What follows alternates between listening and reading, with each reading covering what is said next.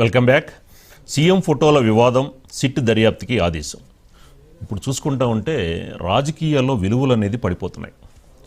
ఏదో రకంగా విమర్శించాలి అంటే సద్విమర్శ చేయడంలో తప్పులేదు, కానీ ఈ ఒక రకంగా తెలంగాణ సీఎం రేవంత్ రెడ్డికి సంబంధించి ఫోటోని మార్ఫింగ్ చేయడం, అలాగే మనం చూసుకుంటే ఒక మహిళా ఐఏఎస్ అధికారినిపై అసభ్యకరమైన పదజాలం అనుకోవచ్చు, ఆరోపణలు అనుకోవచ్చు.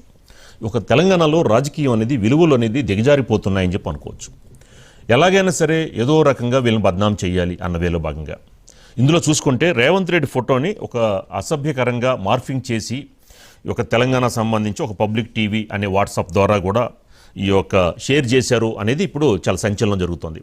మనం చూసుకుంటే కోమటిరెడ్డి వెంకటరెడ్డికి సంబంధించి అలాగే ఒక మహిళా ఐఏఎస్ అధికారిని సంబంధించి కొన్ని ఒక సంబంధం లేని అసందర్భమైన ఆరోపణలు రావడంతో కూడా కోమటిరెడ్డి వెంకటరెడ్డి గారు కూడా కన్నీటి పర్యంతం అనే విషయం మీకు తెలిసిందే. సో వీటిపై ఒక డీజీపీ తెలంగాణ డీజీపీ శివధర్ రెడ్డి గారి ఆధ్వర్యంలో సిట్ ఏర్పాటు చేయడం, దానికి సజ్జనార్ గారు నాయకత్వం వహించబోతున్నారు. ఇందులో 8 మంది సభ్యులు ఉండబోతున్నట్టు తెలుస్తోంది. సో అసలు దీని వెనకాల ఎవరున్నారు, ఎందుకని ఈ విధంగా కుట్ర చేస్తున్నారు అనేది ఇప్పుడు ప్రధాన అంశం. ఇందులో ఎవరెవరు పాత్రధారులు, సూత్రధారులు అనే విషయంపై కూడా మరికొద్ది రోజుల్లో తేలబోతోంది. ఇలాంటి పరిస్థితుల్లో ఈ యొక్క సిట్ అనేది ఒక 2 ఛానల్స్కి సంబంధించి ఒక 7 యూట్యూబులపై మరి ఏదైతే ప్రసారం చేశారో ఇందులో మహాన్యూస్ ఎక్కడా ఇందుకు సంబంధం లేదు. వేరే 2 ఛానల్స్ 7 యూట్యూబ్ ఛానల్స్పై అనుమానం ఉండి వాళ్ళపై దర్యాప్తు చేస్తోంది అని చెప్పి తెలుస్తోంది.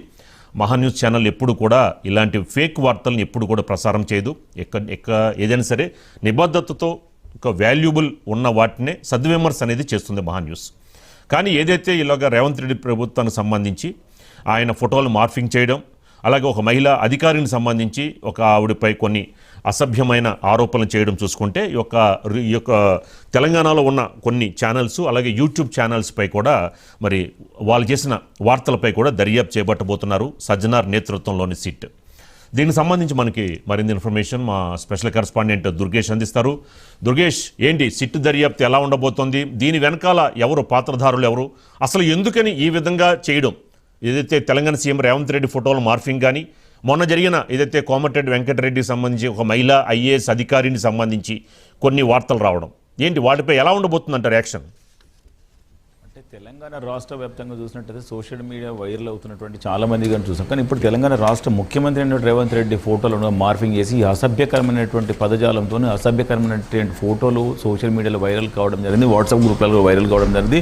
ఆ పబ్లిక్ టీవీ ఏదైతుందో దాంట్లో భాగంగా ఎక్కువగా చేసినటువంటి కావాలి వెంకటేష్ అనే వ్యక్తి ఎవరైతుందో తను కూడా ఇవన్నీ కూడా వైరల్ చేశాడు. తను మరి ఎవరు చేశారు, దీని వెనకాల ఎవరు నుండి ఇదంతా కూడా చేపించారు అనేది ప్రచారం చేశారు. దానిపైన కూడా పోలీసులు సీరియస్గా తీసుకోవడం జరిగింది.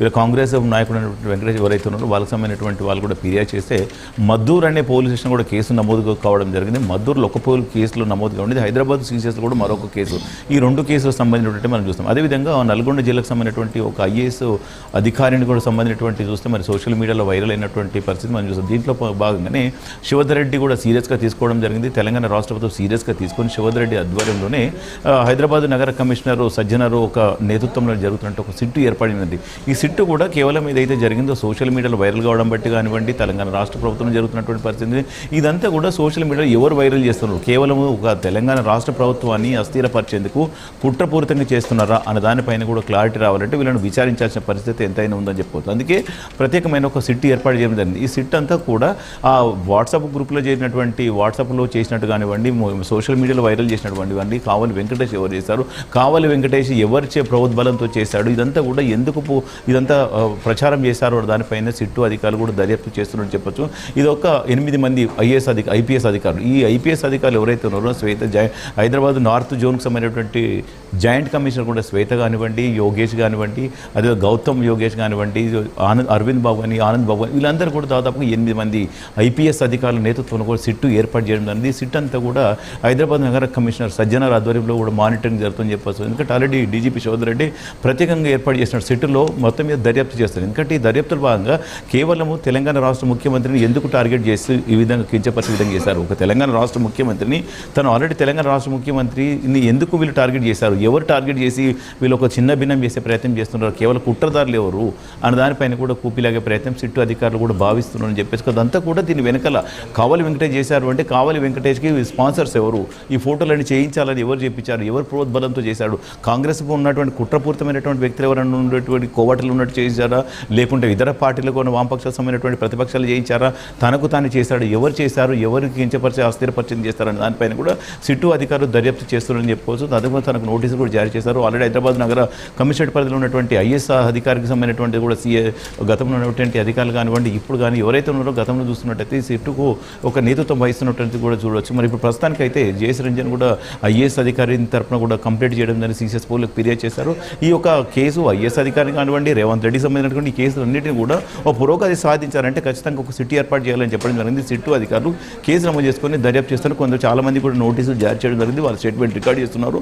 ఇదంతా కూడా వాళ్ళని విచారించాలంటే ఖచ్చితంగా వాళ్ళు అదుపులోకి తీసుకోవాలి. కావలి వెంకటేష్ ఎవరైతే ఉన్నారో తన ముందుకు అదుపులోకి తీసుకుంటే తను విచారిస్తే అసలు విషయం బయట రాబట్టదు. ఇప్పుడు ప్రస్తుతానికి అయితే ఉన్నటువంటి పబ్లిక్ డొమైన్ ఉన్నట్టు కూడా డిలీట్ చేసినటువంటి పరిస్థితి. మొత్తం సిటీ అధికారుల దగ్గర పూర్తిగా ఆ వీడియో లేని, ఫోటో లేని, ఎవరెవరు చేస్తారన్న దానిపైన మొత్తం కూడా సిటీ అధికారుల దగ్గర ఉన్నటువంటి పరిస్థితి. దానికి సంబంధించి మొత్తం మీద కొలికి తీసుకొచ్చే ప్రయత్నం సిట్టు భావిస్తున్నారని చెప్పొచ్చు. Sitaramaraj. Okay, right. Thank you Durgesh. So next topic చూసుకుంటే తెలంగాణలో మరోసారి జిల్లాల గోల, ముట్టుకుంటే అగ్గి పుడుతుందా? సో మొత్తం చూసుకుంటే తెలంగాణ జిల్లాల యొక్క స్వరూపం మారబోతుంది. తెలంగాణలో ఉన్న 33 జిల్లాలు సంఖ్య పెరగబోతుందా లేదా తగ్గబోతుందా? అసలు ఏ జిల్లాల సరిహద్దులు మారబోతున్నాయి?